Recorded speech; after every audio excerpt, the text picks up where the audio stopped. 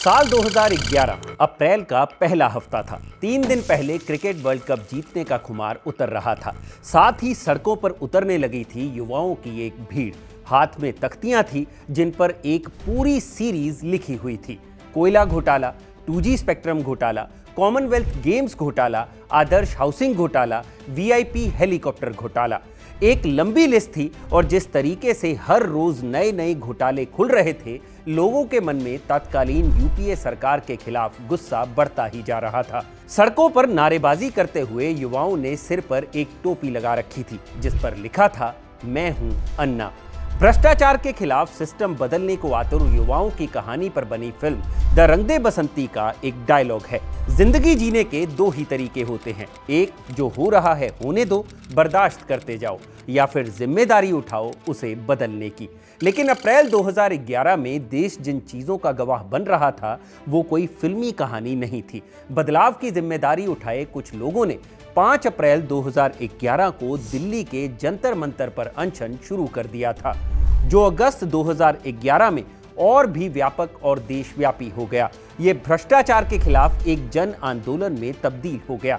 भ्रष्टाचार के खिलाफ लोगों में जो आक्रोश था वो पूरी तरह से फट चुका था। मांग थी लोकपाल की, भ्रष्टाचार की जांच के लिए एक सर्वशक्तिमान संस्था जो भ्रष्टाचार के मामलों की तेजी से जांच करे और सजा सुनाए। जन लोकपाल बिल, यह अभी हम लोग फाइनल लड़ाई है और मुझे विश्वास है इस लड़ाई में भी हम कामयाब हो जाएंगे। इस आंदोलन का चेहरा भले ही सामाजिक कार्यकर्ता अन्ना हजारे थे, लेकिन नायक कोई और बनकर उभरा।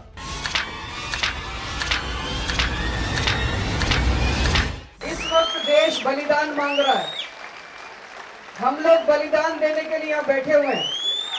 ये एक IITian था जो समाज सेवा के लिए टाटा की नौकरी छोड़कर मदर टेरेसा के पास चला गया और फिर इनकम टैक्स में भारतीय राजस्व सेवा का अधिकारी बनकर दिल्ली लौटा।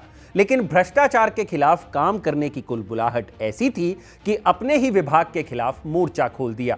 इनकम टैक्स का ये अधिकारी आधी रात को खंभों पर बैनर टांगता कि अगर कोई इनकम टैक्स डिपार्टमेंट में आपसे पैसे मांगता है तो आप हमें बताइए, हम आपका काम फ्री में करवा देंगे। सेवा में रहते हुए ही कुछ दोस्तों के साथ मिलकर NGO शुरू कर दिया। भ्रष्टाचार के खिलाफ अलग अलग विभागों में RTI लगानी भी उसने शुरू कर दी।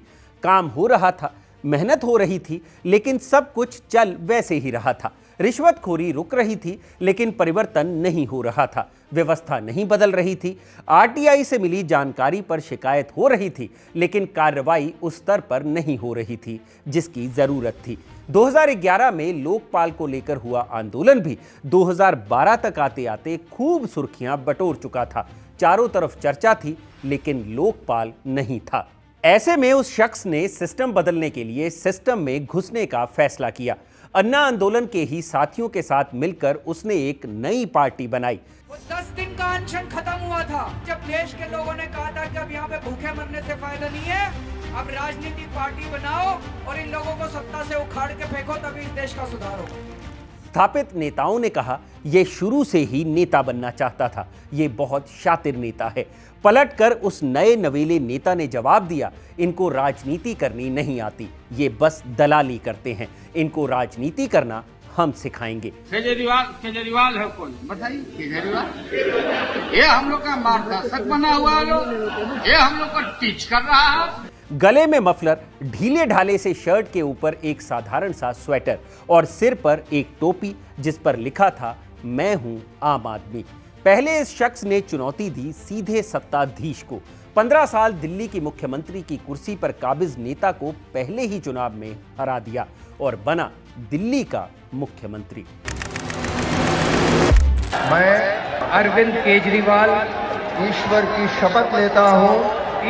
शपथ लेता हूँ नियति का खेल देखिए। जो पार्टी भ्रष्टाचार के खिलाफ आंदोलन से उपजी थी उसके ही शीर्ष नेता भ्रष्टाचार के ही मामले में जेल गए।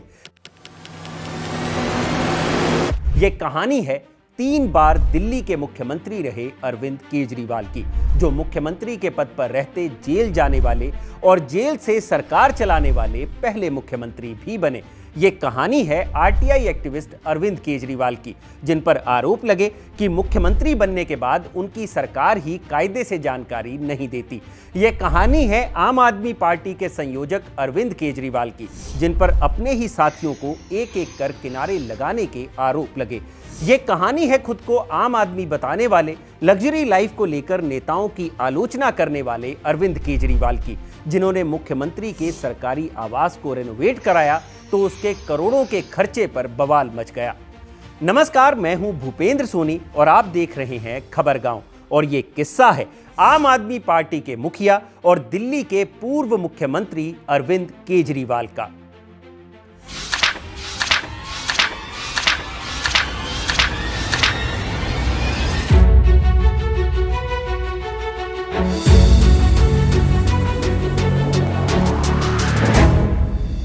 सोलह अगस्त 1968 दिल्ली से 125 किलोमीटर दूर हरियाणा के भिवानी जिले के गांव सिवानी के एक कारोबारी परिवार में एक बच्चे का जन्म हुआ।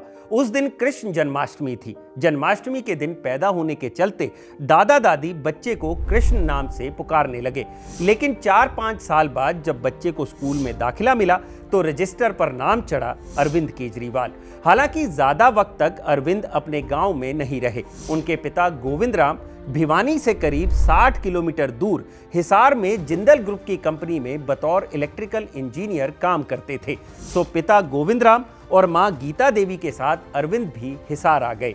अरविंद की शुरुआती पढ़ाई हिसार के ही कैंपस स्कूल और सोनीपत के होली चाइल्ड स्कूल से हुई। यहीं पढ़ाई के दौरान उन्हें स्केच बनाने का चस्का भी लगा। उनके परिवार के लोग बताते हैं कि 11 साल की उम्र तक आते आते अरविंद का हाथ स्केचिंग में इतना पक्का हो चुका था कि वो अपने आसपास दिख रही किसी भी चीज की तस्वीर कागज पर उकेर सकते थे। बचपन में अरविंद का एक धार्मिक पक्ष भी था। बताया जाता है कि अपनी स्कूलिंग के दौरान वो चर्च भी जाया करते थे, तो वहीं घर पर हिंदू धार्मिक ग्रंथों से जुड़ी चर्चा भी सुना करते थे। कॉलेज में अरविंद केजरीवाल के शिक्षक रहे आर.के. तोमर बताते हैं, पढ़ाई लिखाई के दौरान किसी बच्चे को देखकर ये तो नहीं बताया जा सकता कि आगे वो क्या करेगा, लेकिन ये जरूर बताया जा सकता है कि वो कामयाबी हासिल करेगा या नहीं। तो अरविंद अपनी पढ़ाई को लेकर जितने गंभीर रहते थे और जिस लगन से पढ़ाई करते थे, उससे ये तो लगता ही था कि आगे चलकर वो कुछ अच्छा करने वाले हैं और अपने परिवार का नाम रोशन करने वाले हैं। पिता इलेक्ट्रिकल इंजीनियर थे, जिसका प्रभाव अरविंद केजरीवाल पर भी पड़ा। उन्होंने तय किया कि वो भी इंजीनियर ही बनेंगे। 1985 में अरविंद ने इंडियन इंस्टीट्यूट ऑफ टेक्नोलॉजी यानी IIT का एंट्रेंस एग्जाम दिया। ऑल इंडिया रैंक 563 के साथ उन्हें IIT खड़गपुर में दाखिला मिला। 1989 में मैकेनिकल इंजीनियरिंग की पढ़ाई पूरी करते ही उन्हें जमशेदपुर टाटा स्टील में नौकरी मिल गई। यह नौकरी ज्यादा दिन नहीं चलने वाली थी, लेकिन ये कुछ दिन की नौकरी ही अरविंद को एक अलग दिशा देने वाली थी। रिपोर्ट्स के मुताबिक नौकरी के दौरान खाली समय में केजरीवाल आसपास की झुग्गी बस्तियों में बच्चों को पढ़ाने जाया करते थे। इसी दौरान जमशेदपुर से करीब 300 किलोमीटर दूर नीली बॉर्डर वाली सफेद साड़ी पहने एक बुजुर्ग समाज सेविका केजरीवाल की जिंदगी में एक जरूरी मोड़ बनकर इंतजार कर रही थी। साल 1990 में जब टाटा कंपनी में काम करते हुए महज 1 बरस हुआ था, तभी केजरीवाल ने इस्तीफा दे दिया। इस्तीफा देकर वो जमशेदपुर से कोलकाता रवाना हो गए, क्योंकि उन दिनों वो महिला कोलकाता में रहकर मिशनरीज ऑफ चैरिटी के काम में जुटी थी। ये महिला कोई और नहीं, ये थी मदर टेरेसा। मदर टेरेसा से मिलकर अरविंद केजरीवाल ने उनके साथ काम करने की इच्छा जताई। मदर टेरेसा ने केजरीवाल को निर्देशित किया कि वो जाएं और कालीघाट आश्रम में रहकर समाज के लिए काम करें। इंडिया टुडे को दिए एक इंटरव्यू में केजरीवाल खुद बताते हैं, कोलकाता जमशेदपुर के बहुत करीब है। मैंने मदर टेरेसा के बारे में सुना था, इसलिए मैंने सोचा कि मैं उनसे मिलने जाऊंगा। मिशनरीज ऑफ चैरिटी में लंबी कतार थी। जब मेरा नंबर आया तो मदर टेरेसा ने मेरा हाथ चूमा और मैंने उनके साथ काम करने की इच्छा जताई। ये मेरे लिए एक दिव्य क्षण था। उन्होंने मुझे अपने कालीघाट आश्रम में जाकर काम करने के लिए कहा। मैं वहां 2 महीने तक रहा। कालीघाट में काम करते हुए अरविंद केजरीवाल फैसला करते हैं कि अब उन्हें ऐसा ही कोई काम करना है जिससे समाज में एक बदलाव आ सके। लेकिन कालीघाट में रहते हुए समाज सेवा उन्हें पर्याप्त नहीं लगी। बस यहीं से अरविंद ने फैसला लिया कि वो सिविल सर्विसेज का एग्जाम देकर IAS बनेंगे, जिससे वो अपने लक्ष्य के लिए काम कर सकेंगे। 1991 में केजरीवाल यूपीएससी की परीक्षा देते हैं, लेकिन नंबर कम होने की वजह से आईएएस के बजाय उनका चयन इंडियन रेवेन्यू सर्विसेज यानी आईआरएस में होता है। अरविंद को आईआरएस बनना मंजूर नहीं था। ऐसे में उन्होंने दोबारा एग्जाम दिया, लेकिन किस्मत को शायद यही मंजूर था। इस बार भी उनका चयन आईआरएस में ही हुआ। ये साल था 1992। नियम के मुताबिक उन्हें मसूरी के लाल बहादुर शास्त्री राष्ट्रीय प्रशासन अकेडमी यानी लबासना में ट्रेनिंग के लिए भेज दिया गया। मसूरी के इस ट्रेनिंग सेंटर में अरविंद की मुलाकात एक ऐसी लड़की से होने वाली थी जो आगे चलकर नौकरी के दिनों से लेकर आंदोलन और फिर नेता बनने और उसके बाद जेल जाने तक केजरीवाल का सबसे बड़ा सपोर्ट बनने वाली थी। लबासना में ट्रेनिंग के दौरान उनकी मुलाकात सुनीता नाम की एक लड़की से हुई जो केजरीवाल की ही तरह एक आईआरएस ट्रेनी थी। केजरीवाल अपने कई इंटरव्यूज में बता चुके हैं, हम एक दूसरे की प्रशंसा करते थे। सुनीता बहुत शर्मीली थी और बहुत सभ्य महिला हैं। एक दिन मैंने उनके दरवाजे पर दस्तक दी और उससे पूछा, क्या तुम मुझसे शादी करोगी? और बस इतना ही हुआ। सुनीता ने इस प्रस्ताव पर हामी भर दी। 1994 में दिल्ली में हुई पहली पोस्टिंग से पहले ही दोनों ने शादी कर ली। अब बारी थी केजरीवाल की दिल्ली में पहली पोस्टिंग की, जहां से परिवर्तन शुरू होने वाला था। रेवेन्यू डिपार्टमेंट में बतौर आईआरएस अधिकारी अरविंद केजरीवाल को पता चला कि टैक्स ऑफिसर्स के पास कितनी शक्तियां हैं और इन शक्तियों का दुरुपयोग कितनी आसानी से किया जा सकता है। केजरीवाल ने एक एनजीओ शुरू करने का मन बनाया जो रिश्वतखोरी और टैक्स डिपार्टमेंट में होने वाले घालमेल पर नकेल कसने में अहम रोल निभा सके। अपने भाई और चाचा से 50-50 हजार रुपए डोनेशन लेकर अरविंद केजरीवाल ने एक एनजीओ की शुरुआत की जिसका नाम रखा परिवर्तन। ये साल 2000 की बात है। परिवर्तन ने टैक्स कमिश्नर से टैक्स डिपार्टमेंट को अधिक पारदर्शी और कम मनमानी वाला बनाने की अपील की, लेकिन जब इस तरह कामयाबी नहीं मिली तो एक जनहित याचिका दायर की गई जिसके तहत विभाग को 5 सूत्री पारदर्शिता योजना लागू करने की अपील की गई। मीडिया रिपोर्ट्स में इन दिनों केजरीवाल के एक आध सत्याग्रह का भी ब्यौरा मिलता है, लेकिन ये सब काम वो आईआरएस अधिकारी रहते हुए ही कर रहे थे और इसलिए उनके एक्टिविज्म की एक तय सीमा थी। खैर, काम पर एक्टिविज्म भारी पड़ गया और साल 2002 में उन्होंने इंडियन रेवेन्यू सर्विसेज से छुट्टी ले ली और अपना पूरा वक्त परिवर्तन के साथ काम करने में लगा दिया। उधर 2001 में Delhi right to information act लागू हो चुका था जिसका इस्तेमाल केजरीवाल ने दिल्ली के ही सुंदर नगरी की झुग्गी बस्ती में किया। सुंदर नगरी में परिवर्तन एनजीओ लगातार गरीबों के बीच काम कर रहा था।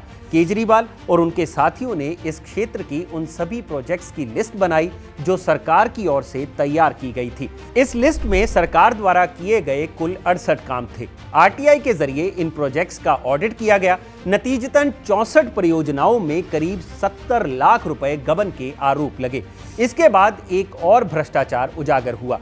भारत सरकार सरकारी राशन दुकानों के जरिए गरीब लोगों को गेहूं और चावल देती थी। इस योजना का लाभ सुंदर नगरी के लोगों को भी मिल रहा था। केजरीवाल ने आरटीआई के जरिए इस योजना की जांच पड़ताल भी शुरू कर दी। रेमन मैग्सेस फाउंडेशन पर छपी अरविंद केजरीवाल की कहानी में जिक्र मिलता है कि जब उनके एनजीओ ने राशन को लेकर दस्तावेज खंगाले तो पता चला कि सरकारी दुकानदारों द्वारा खाद्य विभाग के कुछ अधिकारियों की मिलीभगत से 90% से अधिक अनाज में सेंध लगाई जा रही थी। यानी उस दौरान अरविंद केजरीवाल परिवर्तन लाने में लगे हुए थे। हालांकि बाद के दिनों में अरविंद केजरीवाल और उनके एनजीओ परिवर्तन पर कई गंभीर आरोप भी लगे। एक आरोप तो यही था कि आईआरएस रहते हुए उन्होंने अपने एनजीओ से भी सैलरी ली। मीडिया रिपोर्ट्स के मुताबिक 2003 से 2006 के बीच केजरीवाल ने दोहरी सैलरी के नियमों का उल्लंघन किया, जिसके मुताबिक अगर कोई व्यक्ति किसी सरकारी नौकरी में है तो किसी अन्य जगह से सैलरी नहीं ले सकता। आरोप लगे कि केजरीवाल ने 3 साल तक हर महीने अपने एनजीओ से 25,000 रुपए सैलरी के तौर पर लिए। मीडिया रिपोर्ट्स में केजरीवाल के सहयोगी रहे राजीव कुमार का कोर्ट में दिया गया बयान भी मिलता है जिसमें उन्होंने सैलरी वाली बात की तस्दीक की है।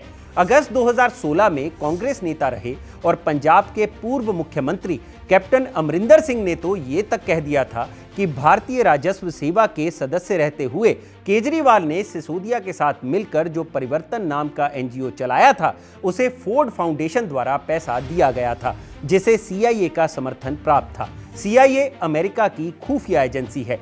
कैप्टन अमरिंदर सिंह ने तब कहा था, इस बात की जांच होनी चाहिए कि सरकारी सेवा में रहते हुए वो एनजीओ कैसे चला रहे थे, और वो भी ऐसा एनजीओ जिसकी फंडिंग काफी संदिग्ध थी, क्योंकि सीआईए किसी चैरिटी के लिए नहीं जानी जाती है। ये वो आरोप हैं जो बाद के दिनों में तब लगे जब अरविंद केजरीवाल दिल्ली के मुख्यमंत्री बन गए।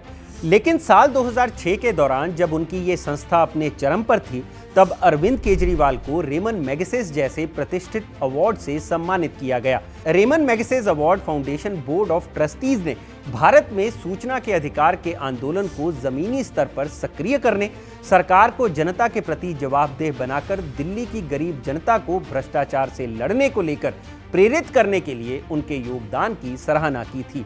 साल 2006 में अरविंद केजरीवाल ने अपनी आईआरएस की नौकरी से रिजाइन कर दिया, जिसके बाद केजरीवाल की पूरी यात्रा भ्रष्टाचार विरोधी लड़ाई की ओर मुड़ चुकी थी। इस दौरान छोटे मोटे सत्याग्रहों और धरना प्रदर्शनों का दौर जारी रहा, लेकिन अब बारी थी एक बड़े आंदोलन का चेहरा बनने की। 2010 में दिल्ली में कॉमनवेल्थ गेम्स का आयोजन हुआ। ये पहला मौका था जब भारत इतने बड़े स्तर पर राष्ट्रमंडल खेलों का आयोजन कर रहा था। केंद्र और राज्य दोनों जगह कांग्रेस की सरकार थी। उस वक्त देश के प्रधानमंत्री थे डॉक्टर मनमोहन सिंह और दिल्ली की मुख्यमंत्री थी शीला दीक्षित। इस भारी भरकम आयोजन को लेकर कांग्रेस सरकार पर भ्रष्टाचार के गंभीर आरोप लगे। आरोप दिल्ली की मुख्यमंत्री शीला दीक्षित पर भी लगे। कॉम्प्ट्रोलर एंड ऑडिटर जनरल यानी कैग की रिपोर्ट में उन पर आरोप लगा कि कॉमनवेल्थ गेम्स के दौरान स्ट्रीट लाइटिंग को लेकर जो खर्च हुआ उसमें अनियमितताएं पाई गई थी। कॉमनवेल्थ गेम्स का शोर अभी शांत भी नहीं हुआ था कि कांग्रेस सरकार पर 2G घोटाले का आरोप लग गया। 2G घोटाला 2010 में तब सामने आया था जब कैग ने अपनी एक रिपोर्ट में साल 2008 में किए गए स्पेक्ट्रम आवंटन में अनियमितताओं पर सवाल उठाए। इस घोटाले में कंपनियों को नीलामी के बजाय पहले आओ और पहले पाओ की नीति पर लाइसेंस दिए जाने के आरोप लगे, जिसमें कैग के मुताबिक सरकारी खजाने को अनुमानित 1,76,000 करोड़ रुपए का नुकसान हुआ था। 2012 में छपी अपनी किताब स्वराज में अरविंद केजरीवाल लिखते हैं, वर्ष 2011 को भ्रष्टाचार विरोधी आंदोलन या अन्ना आंदोलन के वर्ष के रूप में जाना जाएगा। पिछले कुछ सालों में हमारे देश में कई भ्रष्टाचार और घोटाले सामने आए हैं। उदाहरण के लिए 76,000 करोड़ रुपए का 2G घोटाला, 70,000 करोड़ रुपए का कॉमनवेल्थ गेम्स घोटाला और 20,000 करोड़ रुपए का कर्नाटक वक्फ बोर्ड घोटाला। ये सूची अंतहीन है। इन सभी घोटालों और लगातार बढ़ती महंगाई ने लोगों को पूरी तरह से हिलाकर रख दिया। खैर, इन्हीं घोटालों की वजह से 2011 में एक ऐसे आंदोलन का ऐलान होता है जो आगे चलकर कांग्रेस पार्टी की सत्ता को दिल्ली और देश दोनों में जड़ से उखाड़कर फेंकने वाला था। ये आंदोलन था अन्ना आंदोलन। जन लोकपाल बिल, यह अभी हम लोग फाइनल लड़ाई है और मुझे विश्वास है भारत की जनता अभी खड़ी हो गई और भारत की जनता खड़ी होने के कारण इस लड़ाई में भी हम कामयाब हो जाएंगे। 5 अप्रैल 2011 को जन लोकपाल बिल की मांग को लेकर अन्ना हजारे अपना आंदोलन शुरू करते हैं। इस आंदोलन की कोर टीम में केजरीवाल भी शामिल थे। अन्ना हजारे जिस जन लोकपाल बिल की मांग कर रहे थे, उसका एक मसौदा उनके आंदोलन में शामिल कोर टीम के सदस्यों ने तैयार किया था। इस टीम में शामिल थे सुप्रीम कोर्ट के पूर्व न्यायाधीश जस्टिस संतोष हेगड़े, वकील प्रशांत भूषण और अरविंद केजरीवाल। इस मसौदे में ये मांग रखी गई थी कि लोकपाल कोई सलाहकार संगठन नहीं होगा, बल्कि इसके पास जांच करने और मुकदमा चलाने की शक्तियां होंगी। सीबीआई की भ्रष्टाचार निरोधक शाखा केवल लोकपाल को रिपोर्ट करेगी और उसकी ओर से जांच का काम करेगी। यह संस्था अपने आप जांच शुरू कर सकेगी और जनता से सीधे शिकायत सुन सकेगी। ये शासन के सभी पहलुओं की शिकायतों को सुनेगा, जिनमें विदेश, रक्षा और सुरक्षा के मामले भी शामिल होंगे। लोकपाल का चयन करने वाली समिति में सीवीसी, सीएजी, सामाजिक कार्यकर्ता, पत्रकार, अंतर्राष्ट्रीय पुरस्कार विजेता और न्यायिक पृष्ठभूमि वाले लोग शामिल होंगे। इस विधेयक को पास करवाने के लिए अन्ना हजारे ने 2011 में 3 बार भूख हड़ताल की। पहली बार अप्रैल में दिल्ली के जंतर मंतर पर, दूसरी बार अगस्त में दिल्ली के रामलीला मैदान में और तीसरी बार दिसंबर में मुंबई के आजाद मैदान में। आज 90 दिन है, लेकिन मुझे अभी तक कुछ नहीं हुआ। लाखों की संख्या में लोग सड़कों पर उतरे और अन्ना हजारे के इस आंदोलन का समर्थन किया। उन्हें देश का दूसरा गांधी बताया गया। नारे दिए गए, अन्ना नहीं आंधी है, दूसरा महात्मा गांधी है। इस आंदोलन के लिए व्यापक समर्थन देखकर केंद्र की कांग्रेस के नेतृत्व वाली यूपीए सरकार डगमगाई। 27 अगस्त 2011 को संसद ने सर्वसम्मति से अन्ना द्वारा रखी गई 3 मांगों पर सहमति जताई। अरविंद केजरीवाल अपनी किताब स्वराज में दावा करते हैं कि जब दिसंबर 2011 और मई 2012 में संसद की बैठक हुई तो सरकार और संसद अपने वादे से पीछे हट गए। संसद में लगभग सभी राजनीतिक दलों ने देश के साथ धोखा किया। पूरा देश जन लोकपाल विधेयक चाहता था, जिसका अन्ना समर्थन कर रहे थे। सर्वेक्षण किए गए और लोगों से पूछा गया कि वो किस विधेयक को कानून बनाना चाहते हैं, सरकार द्वारा तैयार लोकपाल विधेयक या जनता द्वारा बनाया गया जन लोकपाल विधेयक। 90% से अधिक लोगों ने कहा कि वो जन लोकपाल विधेयक चाहते हैं। इतने व्यापक समर्थन के बावजूद संसद ने इसे पारित करने से इनकार कर दिया। इसी किताब में केजरीवाल जिक्र करते हैं कि जब अन्ना आंदोलन कर रहे थे और भूख हड़ताल पर बैठे थे, तब लोगों ने उनसे अपील की थी कि वो देश को एक राजनीतिक विकल्प दे। केजरीवाल इसके पक्ष में लोगों के हवाले से ही तर्क गढ़ते हैं कि चूंकि केंद्र की कांग्रेस सरकार ढीठ रवैया अपनाए हुए थी और जन लोकपाल बिल की मांग को पूरा नहीं कर रही थी, इसलिए लोग चाहते थे कि अन्ना के नेतृत्व में देश को एक नया राजनीतिक विकल्प मिले। ये इशारा था कि एक नई पॉलिटिकल पार्टी बनाई जाए और चुनाव लड़ा जाए। यहां ध्यान देने वाली बात यह है कि ये अरविंद केजरीवाल का मत था। अन्ना का कहना था कि राजनीतिक व्यवस्था में प्रवेश करने के बाद वो भी खुद को उस गंदगी से नहीं बचा पाएंगे, जिसे आंदोलन के जरिए वो साफ करना चाहते हैं। ऐसा लगता है कि आंदोलन का नतीजा अन्ना हजारे ने चाहे जो भी सोचा हो, लेकिन केजरीवाल एंड टीम ने इसकी परिणति कुछ और ही तय कर रखी थी। इस टीम में वकील प्रशांत भूषण, सामाजिक कार्यकर्ता योगेंद्र यादव, मनीष सिसोदिया, कवि कुमार विश्वास सरीखे कुछ और नाम भी शामिल थे, लेकिन कोर टीम यही थी। यही वो टीम थी जिसने अन्ना आंदोलन को मैनेज किया, उसे लोगों तक पहुंचाया। बहरहाल अन्ना का आंदोलन समेट दिया गया, लेकिन अरविंद केजरीवाल एंड टीम नहीं रुकी। अरविंद केजरीवाल दिल्ली के अलग अलग इलाकों में भ्रष्टाचार विरोधी मुहिम के पक्ष में सभा करने लगे। साल 2012 के जुलाई महीने में केजरीवाल ने एक नया आंदोलन शुरू कर दिया।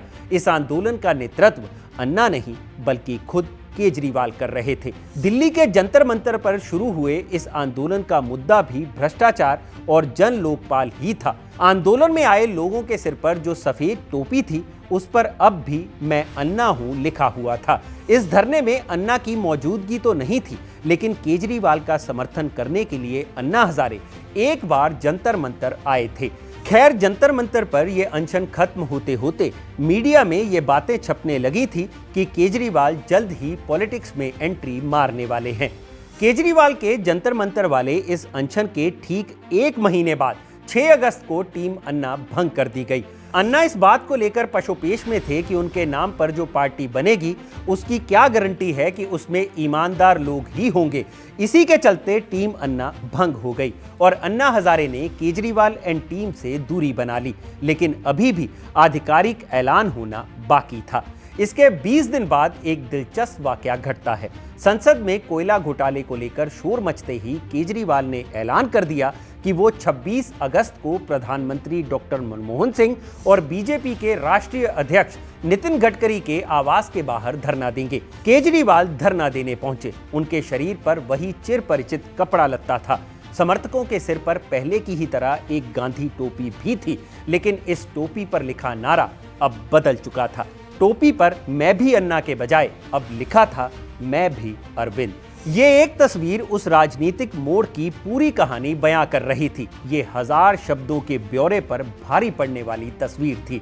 कयासों का दौर और तस्वीरों की विवेचना चल ही रही थी कि कि 19 सितंबर को अन्ना हजारे अपनी उसी पुरानी टीम के साथ एक मीटिंग करने पहुंचे जिससे वो दूरी बना चुके थे।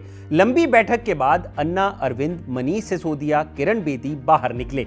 मीडिया का जमावड़ा था, माइक लगे हुए थे और अब बारी थी कई हफ्तों से चल रही अटकलों पर अंतिम मुहर लगा देने की, और ये मुहर खुद अन्ना लगाने वाले थे। सफेद पोशाक और सफेद टोपी पहने अन्ना ने ऐलान किया कि वो अरविंद केजरीवाल के राजनीतिक दल से दूर रहेंगे। लेकिन वो यहीं नहीं रुके। केजरीवाल के सामने ही उन्होंने चेतावनी के लहजे में दूसरा ऐलान किया, अरविंद केजरीवाल की टीम कहीं भी उनकी तस्वीर या नाम का इस्तेमाल ना करें। एक आंदोलन जिसने देश की जनता को उम्मीद दी, जो लोगों को घरों से सड़क पर खींच कर लाया, वो मझधार में डूब गया। अन्ना आंदोलन के लक्ष्य का इस आंदोलन के प्रमुख चेहरों ने ही गला घोंट दिया और इस तरह से आंदोलन खत्म हुआ और शुरू हुई अरविंद केजरीवाल की सियासी पारी।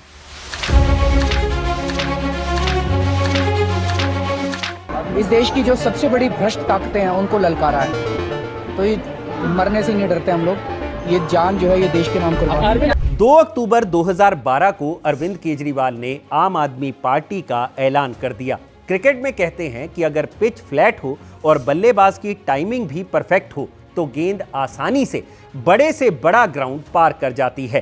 केजरीवाल के लिए ये दोनों चीजें फेवर में थी। अन्ना आंदोलन की आग अभी बुझी नहीं थी।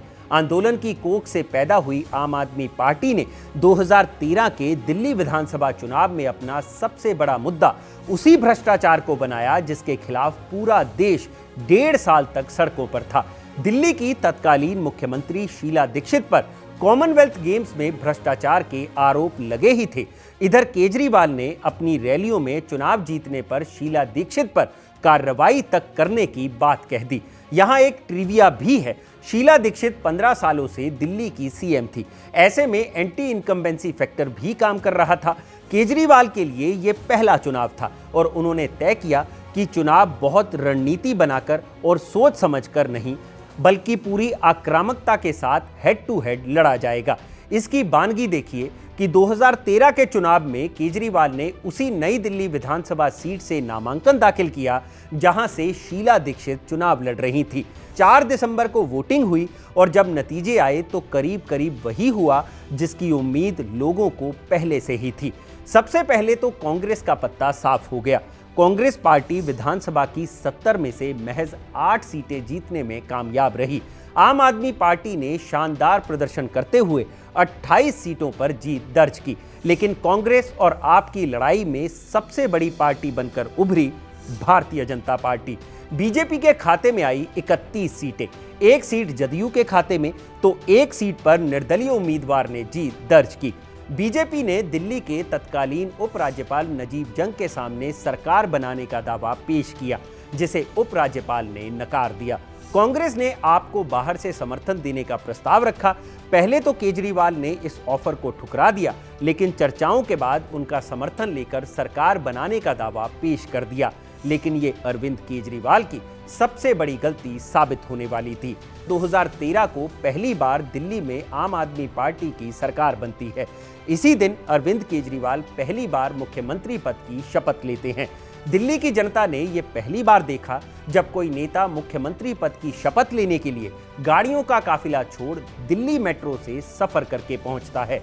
मेट्रो स्टेशन पर भीड़ की वजह से धक्का मुक्की भी हुई, लेकिन आखिरकार वो शपथ ग्रहण के लिए रामलीला मैदान पहुंच ही गए।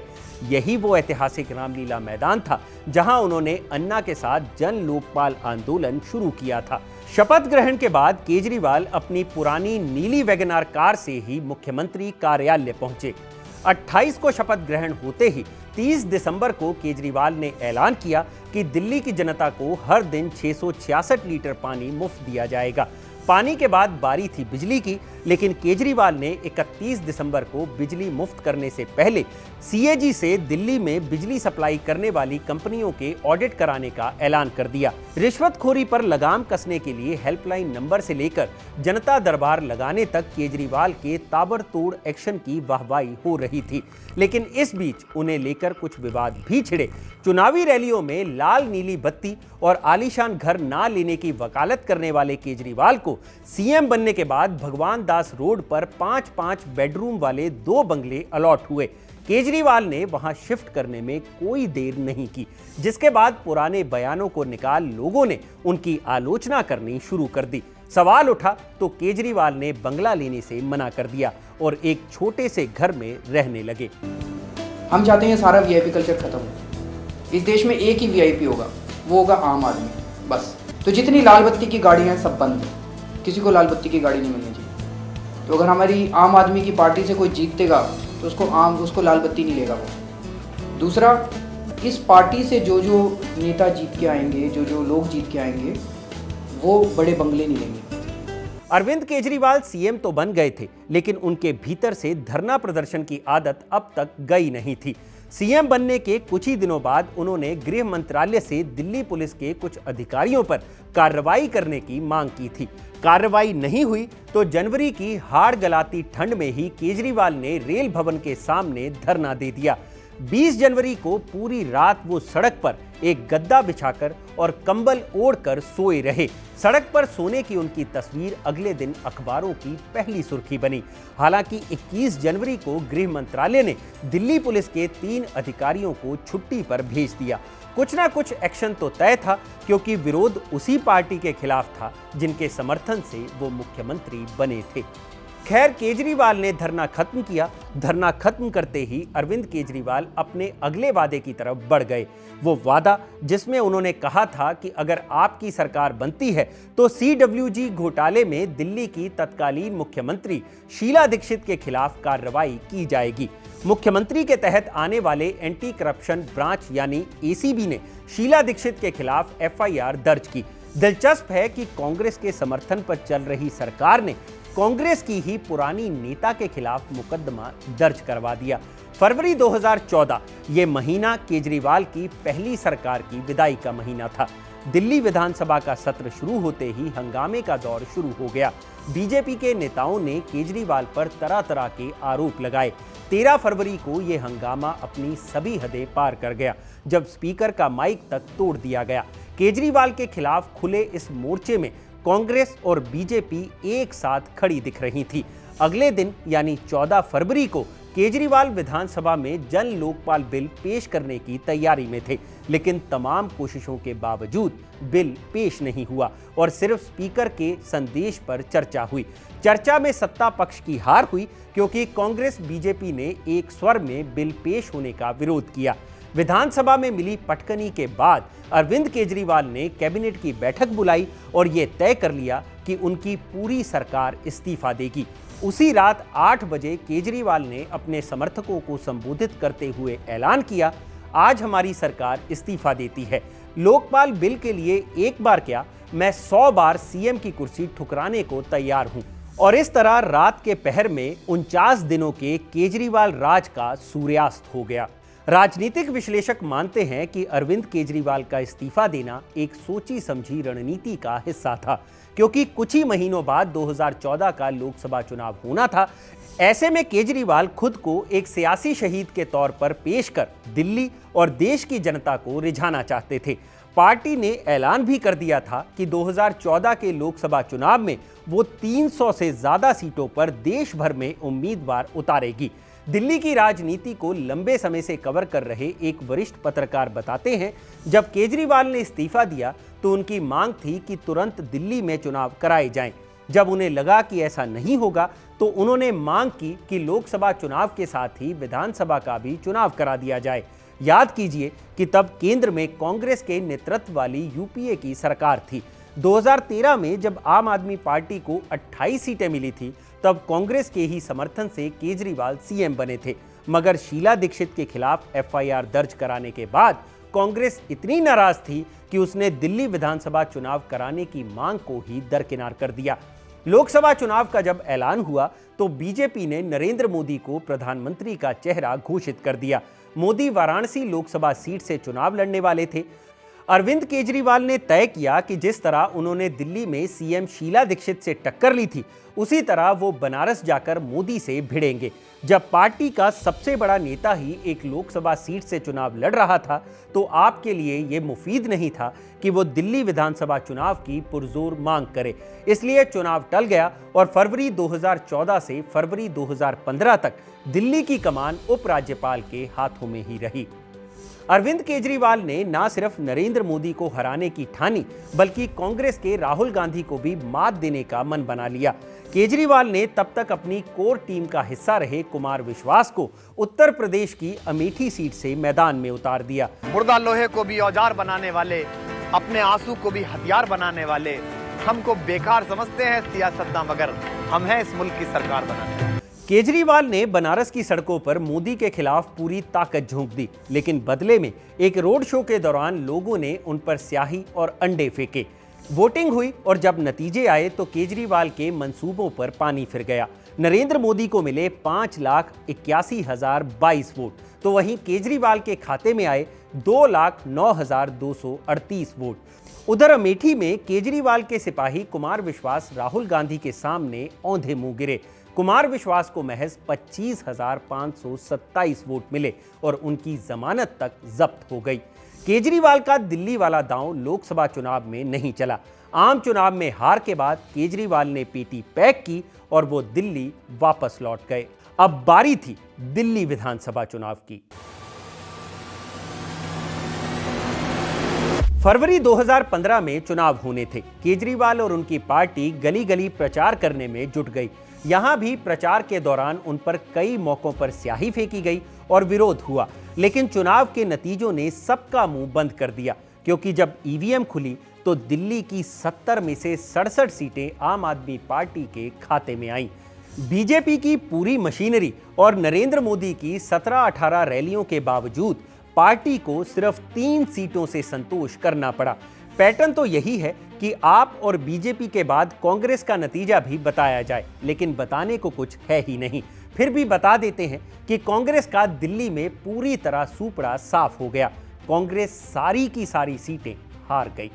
एक तूफानी जीत के साथ फरवरी की उतरती सर्दी में 14 तारीख को अरविंद केजरीवाल ने जब दूसरी बार सीएम पद की शपथ ली, तब शायद ही किसी ने सोचा होगा कि एक पूर्व आईआरएस अधिकारी और एनजीओ एक्टिविस्ट आने वाले दिनों में बगैर कलफदार कुर्ते के खांटी नेता बनकर उभरेगा। साथ ही जिस दिल्ली में बैठकर नरेंद्र मोदी और उनकी पार्टी देश के हर कोने में भगवा झंडा लहरा रही थी, उसी दिल्ली में बैठा शर्ट पैंट पहनने वाला एक नेता उनके लिए नासूर बन जाएगा और भाजपा को दिल्ली विधानसभा से दूर कर देगा। यही इतिहास थोड़े बहुत ऊपर नीचे के साथ 2020 में भी दोहराया जाना था, सो दोहराया भी गया।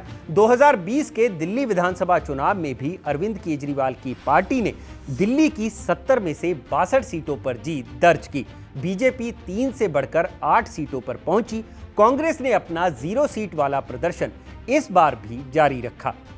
खैर, 2015 में भारी भरकम जीत हासिल करने के बाद अब बारी थी एक निजी हार की, क्योंकि केजरीवाल की कोर टीम अब टूटने वाली थी। अब बारी थी बड़े चेहरों को पार्टी से बाहर करने की।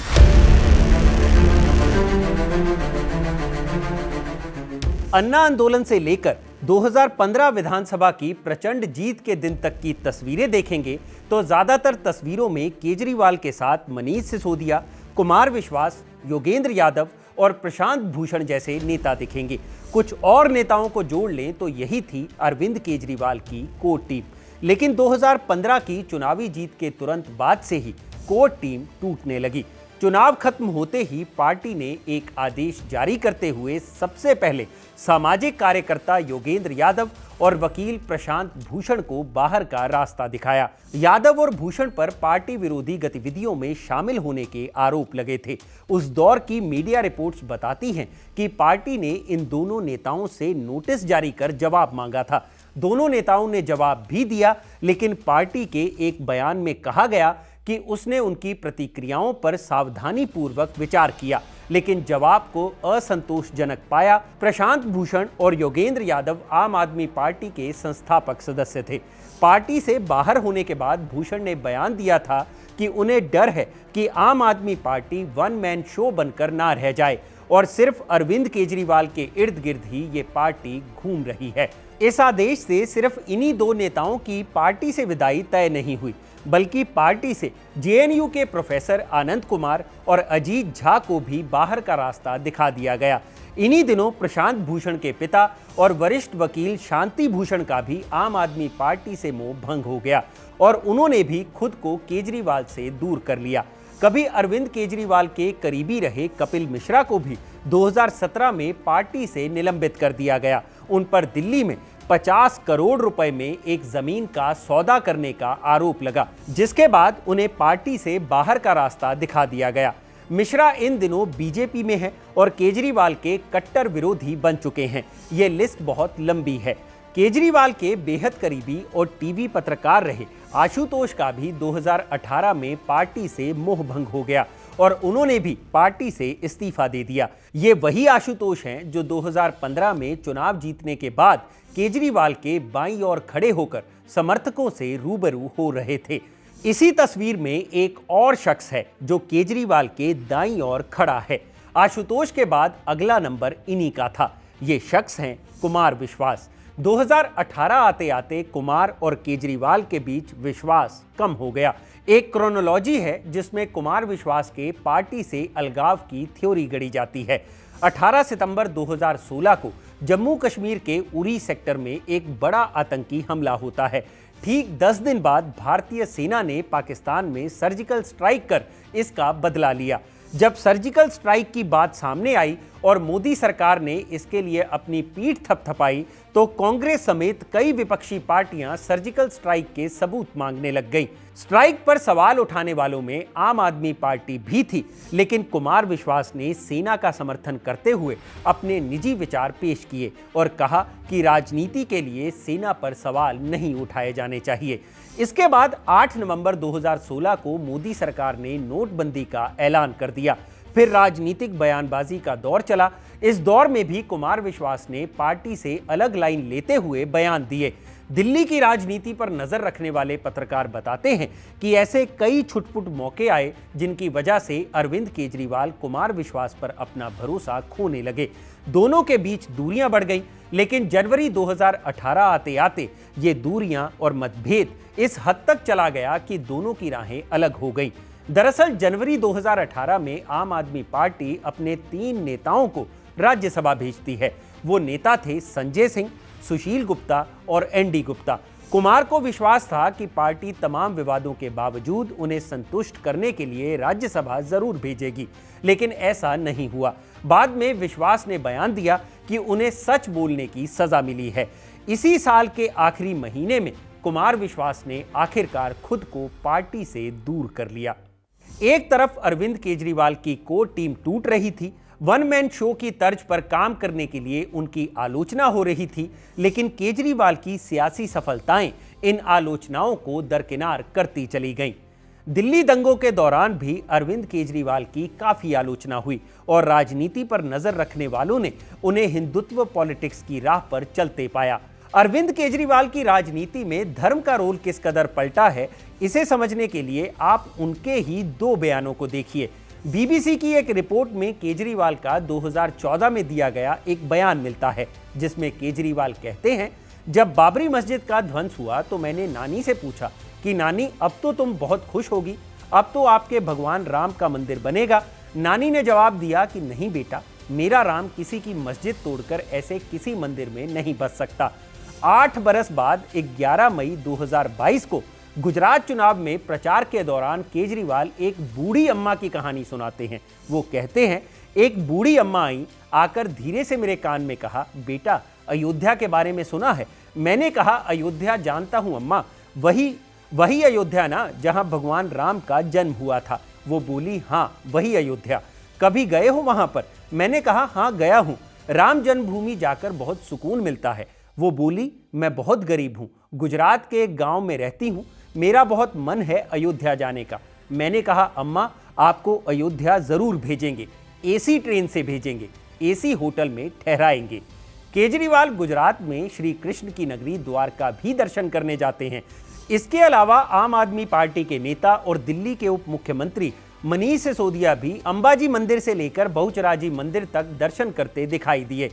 2 बरस पहले यानी साल 2020 में दिवाली के दौरान केजरीवाल ने दिल्ली के अक्षरधाम में राम मंदिर की रेप्लिका बनवाई थी। वहीं पर उन्होंने सपरिवार लक्ष्मी पूजन किया था। केजरीवाल को जब सॉफ्ट हिंदू बताया जाने लगा तब उन्होंने जवाब दिया था कि क्या आप मंदिर नहीं जाते? मंदिरों में जाना कुछ गलत नहीं है, मैं हिंदू हूं, राम मंदिर, हनुमान मंदिर जाता हूं, उसमें किसी को आपत्ति क्यों होनी चाहिए? मुझ पर क्यों आरोप लगते हैं? 26 अक्टूबर 2022 को अरविंद केजरीवाल ने प्रधानमंत्री मोदी से ये तक अपील कर दी कि भारतीय करेंसी पर एक तरफ लक्ष्मी गणेश की फोटो छापी जाए। केजरीवाल का ये बयान गुजरात विधानसभा चुनाव से पहले आया था। गुजरात चुनाव से पहले ये इकलौता मौका नहीं था जब केजरीवाल की पॉलिटिक्स को लोगों ने सॉफ्ट हिंदुत्व की तरफ झुका पाया, लेकिन एक्सपर्ट इसे केजरीवाल के राजनीतिक कौशल के तौर पर भी देखते हैं, जिसके जरिए वो दिल्ली में बीजेपी के लिए सबसे बड़ी चुनौती बन चुके हैं। अरविंद केजरीवाल को सॉफ्ट हिंदुत्व की ओर झुका हुआ देखा जाए या खजाने पर बोझ बढ़ाकर मुफ्त रेवड़ी बांटने वाले मुख्यमंत्री के तौर पर, लेकिन इन सभी रणनीतियों का नतीजा दिखता है दिल्ली विधानसभा चुनाव 2020 में, जब अरविंद केजरीवाल तीसरी बार दिल्ली की सत्ता पर काबिज हुए और तीसरी ही बार पूरी मशीनरी लगाने के बावजूद बीजेपी आम आदमी पार्टी की चुनौती को पार नहीं कर सकी। खैर, जीत के बाद अब बारी थी जेल जाने की। 2020 की जीत के ठीक 1 साल बाद ना सिर्फ अरविंद केजरीवाल बल्कि मनीष सिसोदिया, सत्येंद्र जैन समेत पूरी आम आदमी पार्टी पर संकट के बादल छा गए। हुआ ये कि नवंबर 2021 में दिल्ली सरकार ने नई शराब नीति बनाई, लेकिन इसे लेकर आप सरकार के मंत्रियों पर गंभीर आरोप लगे।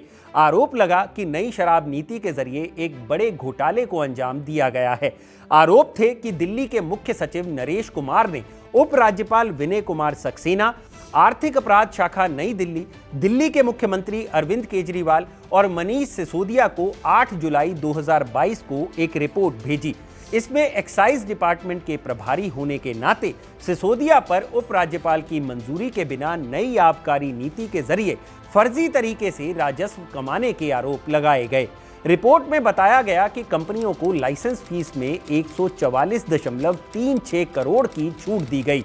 ये भी कहा गया कि कोरोना के समय शराब विक्रेताओं ने लाइसेंस शुल्क माफी के लिए दिल्ली सरकार से संपर्क किया। सरकार ने 28 दिसंबर से 27 जनवरी तक लाइसेंस शुल्क में 24.02% की छूट दे दी। रिपोर्ट के मुताबिक इससे सरकारी राजस्व को लगभग 144.36 करोड़ रुपए का नुकसान हुआ। जुलाई 2022 में तत्कालीन उपराज्यपाल वीके सक्सेना ने इस मामले में सीबीआई जांच के आदेश दे दिए। सीबीआई ने 15 लोगों के खिलाफ मुकदमा दर्ज किया। इन 15 लोगों में तत्कालीन डिप्टी सीएम मनीष सिसोदिया का नाम भी शामिल था, जिसके बाद सीबीआई ने सिसोदिया के घर छापेमारी भी की। उठते सवालों, घोटाले के आरोपों और छापेमारियों के बीच सितंबर 2022 में दिल्ली सरकार ने नई शराब नीति को खत्म करने का फैसला किया। पॉलिसी भले ही खत्म हो गई, लेकिन जांच जारी रही। क्योंकि मामला पैसों से जुड़ा था तो जाहिर तौर पर ईडी की भी एंट्री हो गई। ईडी ने 14 नवंबर 2022 को इस मामले में आप से जुड़े विजय नायर और हैदराबाद के बिजनेसमैन अभिषेक बैनपल्ली को गिरफ्तार कर लिया। लेकिन यह मामला आम आदमी पार्टी के लिए अब मुसीबत बन गया था। 26 फरवरी 2023 को सीबीआई ने 8 घंटे की पूछताछ के बाद मनीष सिसोदिया को गिरफ्तार कर लिया। धरपकड़ की ये कार्रवाई सिर्फ मनीष सिसोदिया तक ही नहीं रुकी। 21 मार्च को ईडी ने तत्कालीन मुख्यमंत्री अरविंद केजरीवाल को समन भेजा। केजरीवाल पूछताछ के लिए ईडी के पास नहीं गए। अक्टूबर 2023 से मार्च 2024 के बीच ईडी ने अरविंद केजरीवाल को 9 बार समन भेजा। केजरीवाल हाजिर नहीं हुए, बल्कि दिल्ली हाईकोर्ट पहुंच गए। हाईकोर्ट ने उन्हें गिरफ्तारी के खिलाफ सुरक्षा नहीं दी और आखिरकार 21 मार्च 2024 को ईडी ने केजरीवाल को गिरफ्तार कर लिया। 10 दिन तक पूछताछ करने के बाद केजरीवाल को 1 अप्रैल को तिहाड़ जेल भेज दिया गया। गिरफ्तारी के दौरान ये कयास लगाए जा रहे थे कि केजरीवाल सीएम पद से इस्तीफा दे देंगे, लेकिन उन्होंने ऐसा नहीं किया, बल्कि वो जेल से ही अपनी सरकार चलाते रहे। जेल से ही उन्होंने दिल्ली की जनता के लिए चिट्ठियां लिखी, जिसे उनकी पत्नी प्रेस कॉन्फ्रेंस के दौरान पढ़ा करती थी। बहरहाल 10 मई को सुप्रीम कोर्ट ने अरविंद केजरीवाल को अंतरिम जमानत दे दी। 1 जून तक लोकसभा चुनाव में प्रचार के लिए उन्हें जमानत दी गई थी। केजरीवाल ने चुनाव प्रचार किया और 2 जून को तिहाड़ जेल में सरेंडर कर दिया। इस मौके को याद रखिएगा, क्योंकि इस दौरान केजरीवाल ने बेहद दिलचस्प सियासी गुगली भाजपा के सामने फेंकी थी। फिर 18 दिन बाद 20 जून को ट्रायल कोर्ट ने अरविंद केजरीवाल को जमानत दे दी, लेकिन ईडी इस जमानत के खिलाफ हाई कोर्ट पहुंच गई। हाई कोर्ट ने 25 जून तक जमानत पर रोक लगा दी और आम आदमी पार्टी को सुप्रीम कोर्ट जाने के लिए कहा, लेकिन ठीक इसी दिन सीबीआई ने उन्हें गिरफ्तार कर लिया। इस केस में भी उन्हें सितंबर 2024 में आखिरकार जमानत मिली और केजरीवाल तिहाड़ जेल से बाहर निकले। अब बात करते हैं केजरीवाल की उस सियासी गुगली की जिसने बीजेपी में हलचल मचा दी थी। दरअसल जेल से बाहर आने के बाद 16 मई को अरविंद केजरीवाल और समाजवादी पार्टी के प्रमुख अखिलेश यादव ने दिल्ली में एक प्रेस कॉन्फ्रेंस के दौरान ये बयान दिया कि लोकसभा चुनाव के बाद मोदी और शाह योगी आदित्यनाथ को यूपी के सीएम की कुर्सी से हटा देंगे। केजरीवाल ने कहा कि मोदी के बाद अमित शाह को प्रधानमंत्री बनना है और योगी उनके सबसे बड़े प्रतिद्वंदी हैं, इसलिए लोकसभा चुनाव जीतते ही योगी से मुख्यमंत्री की कुर्सी छीन ली जाएगी। इस बयान का असर समझाने के लिए हम आपको सिर्फ इतना बताएंगे कि खुद अमित शाह को एक प्रेस कॉन्फ्रेंस कर ऐसे कयासों को खारिज करना पड़ा।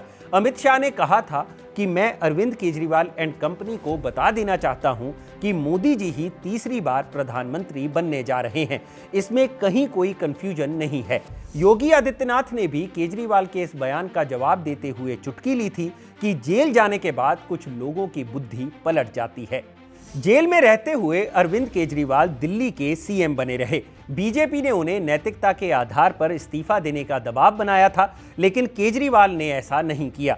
मगर सितंबर के महीने में जब अरविंद केजरीवाल जेल से बाहर आए तो उन्होंने अपने इस्तीफे का ऐलान कर दिया। अरविंद केजरीवाल ने कहा, कोर्ट ने मुझे ईमानदार घोषित कर दिया है, लेकिन सीएम की कुर्सी पर मैं तब तक नहीं बैठने जा रहा जब तक जनता की अदालत में मुझे ईमानदार घोषित नहीं कर दिया जाता, इसलिए मैं इस्तीफा दे रहा हूं। दिल्ली चुनाव में जनता जब हमें दोबारा चुनेगी तब ही मैं अब मुख्यमंत्री की कुर्सी पर बैठूंगा। और कुछ यूं ड्रामेटिक अंदाज में अरविंद केजरीवाल 2013 के बाद 2024 में पहली बार सीएम की कुर्सी से उतरे। कुल 11 सालों तक उन्होंने दिल्ली की कमान संभाली और एक बार फिर वो दिल्ली की जनता के बीच हैं, जहां चौथी बार उनके रणनीतिक कौशल और राजनीतिक दमखम की परीक्षा होने वाली है। लेकिन इस कहानी की शुरुआत हुई थी रंग दे बसंती मूवी के डायलॉग से, तो इस फिल्म का एक और डायलॉग है, तुम सिस्टम को बदलने की कोशिश करते हो, ये सिस्टम खुद तुम्हें बदलता है। तो ये थी कहानी एनजीओ एक्टिविस्ट से मुख्यमंत्री की कुर्सी तक पहुंचने वाले अरविंद केजरीवाल की। किस्सा पसंद आया हो तो इसे लाइक और शेयर जरूर करें और जानकारी से भरे ऐसे ही और वीडियोस देखने के लिए सब्सक्राइब करें हमारा चैनल खबरगांव। शुक्रिया।